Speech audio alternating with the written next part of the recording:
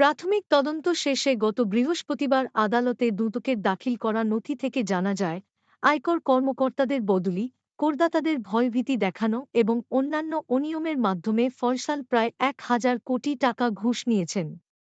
ক্ষমতার অপব্যবহার ও ঘুষের মাধ্যমে বিপুল সম্পদ অর্জনের অভিযোগ ওঠার পর গত বছর ফয়সালের বিরুদ্ধে তদন্তের সিদ্ধান্ত নেয় দুদক। এসব নথির মধ্যে ২০১৯ সালের জুন থেকে ২০২৩ সালের নভেম্বর পর্যন্ত ফয়সাল তার ও তার পরিবারের নামে ২,৫৫,০০,০০০ টাকার সঞ্চয়পত্র কেনার প্রমাণ পাওয়া গেছে।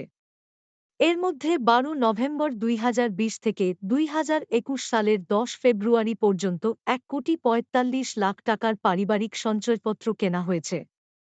২০০৫ সালে বিসিএস ক্যাডারে সহকারী কর কমিশনার পদে এনবিআরে যোগ দেওয়া ফয়সাল ২০২০ সালের ১২ নভেম্বর প্রথমে নিজের নামে ৩০ লাখ টাকার সঞ্চয়পত্র কেনেন।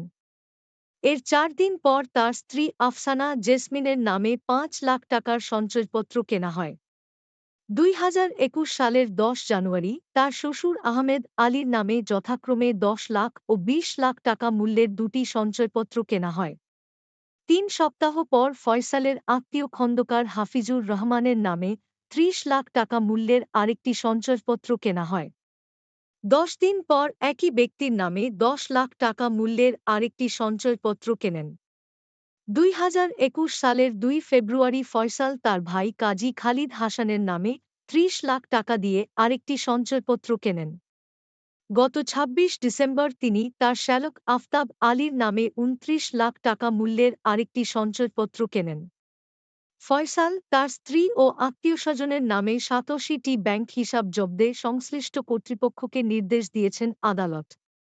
ফয়সাল ও তার পরিবার যাতে ওই সম্পত্তি অন্য কোথাও হস্তান্তর করতে না পারে এবং ওই টাকা যাতে পাচার না হয়, সে বিষয়টিও নিশ্চিত করতে বলা হয়েছে। আদালতকে দুদক জানায়, ফয়সাল তার অবৈধ উপার্জন আড়াল করতে তার আত্মীয়-স্বজনদের নামে অনেক ব্যাংক হিসাব খুলেছিলেন। এর মধ্যে ৮৭টি ব্যাংক হিসাবের সুনির্দিষ্ট লেনদেনের তথ্য পেয়েছে দুদক। দুদকের নথি অনুযায়ী, ফয়সাল ও তার ১১ জন আত্মীয় ১৯ ব্যাংক ও একটি নন ব্যাংক আর্থিক প্রতিষ্ঠানের মোট ৮৭টি অ্যাকাউন্টের মাধ্যমে কোটি কোটি টাকা লেনদেন করেছেন। তার শ্বশুর অবসরপ্রাপ্ত ব্যাংক কর্মকর্তার অ্যাকাউন্টে সবচেয়ে বড় ১১,৫৭,০০,০০০ টাকা লেনদেনের সন্ধান পাওয়া গেছে।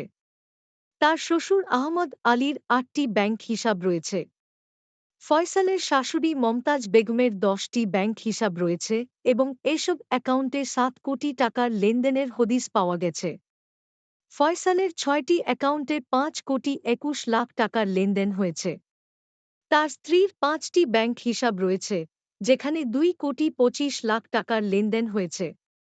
তদন্তে দুদক আরও জানতে পেরেছে, ফয়সাল ও তার স্ত্রী খিলগাঁওয়ের জল সিডি হাউজিং প্রজেক্ট থেকে ৫ কাঠার একটি প্লট কিনেছেন এবং তার স্ত্রী ইস্ট ওয়েস্ট ডেভেলপমেন্ট থেকে ৭৫ লাখ টাকায় ৫ কাঠার আরেকটি প্লট কিনেছেন।